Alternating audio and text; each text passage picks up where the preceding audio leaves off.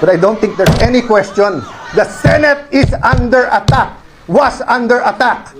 As far as the government is concerned, Senate was never under attack. And this is also the position of the President, Ma'am. Of course. Sa kontrahan ng ehekutibo at Pangulo ng Senado, sumama na rin ang PNP, DILG at DOJ at ipinakita ngayon ang mga kuha ng CCTV sa nangyari sa Senado noong Miyerkules na inilarawan nilang gun-related incident. All evidence points that there was no attack on the Senate.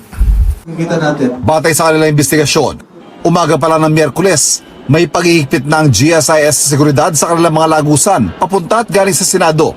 Alam daw ito ng parehong maintenance management ng GSIS at Senado, kaya walang gulatan sa pagbabarena.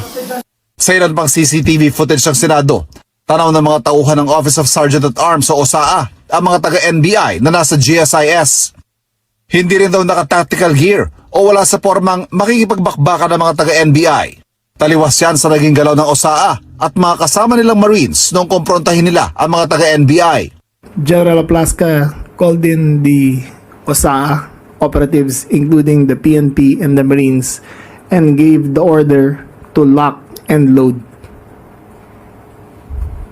So, in his order, you could see the Marines were cocking their guns. So it was lock and load. After which he proceeded to the hallway leading to the doorway where the NBI were previously reconnoitering. General Aplaska did it in full view of the press.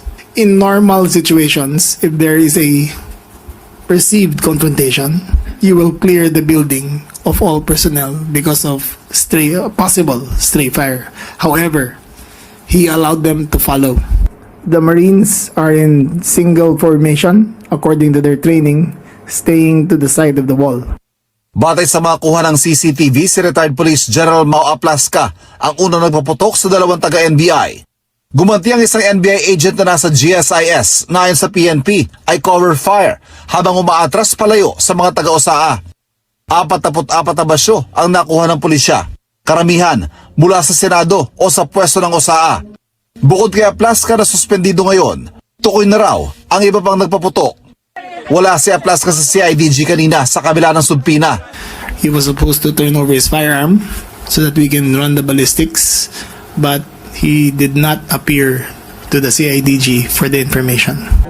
Umayon din ang ilang senador sa pananaw ng ehekutibo na hindi inatake ang Senado. Nagkaroon ng kaguluhan dahil may nagpaputok. Doon naman nag-umpisa eh. For me, walang attack doon. I want to see the independent investigation. Meaning dapat ang Senado rin maimbestigahan. Of course, NBI dapat rin maimbestigahan.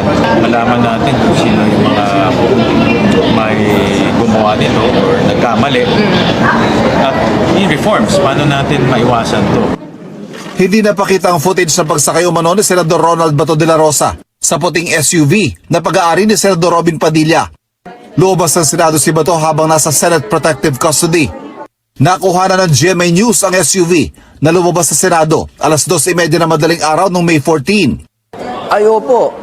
Opo, sasakyan ko po yan. Pag wala na yung legal impediment to serve yung arrest warrant, di ba? Dapat, pag hiningi sa kanila ng Department of Justice, ready dapat ang Senadong i-turn over si Senator Bato. Sabi ni NBI Director Melvin Matibag, may lead na sila kung nasaan si De La Rosa na anyay pugante. There is a valid warrant of arrest. He is now considered fugitive from justice. Huli na, naging Bato pa. At kung meron man dapat magpaliwanag, Ang una-una dapat tanungin si Senator Robin Padilla dahil siya yung huling kasama. pag-aaralan ng DOJ kung may pananagutan si Senador Padilla. Wala pang tugon dito ang senador, pero may sagot siya sa sinabi ng DILG na walang pag-atake sa Senado. Nasa 5th floor ako. Wala ako sa 2nd floor. Nandun kami ni Bato sa 5th floor. Nabalitaan ko na may nagtutukan, bumaba ako. Nakunan pa yun eh. Tinanong ko yung mga senador, kamusta ba kayo? Yun, tapos umakit ako uli kay Bato. Ang naaresto namang NBI volunteer kahit nagpositibo sa paraffin test, iginit na hindi siya nagpaputok ng baril.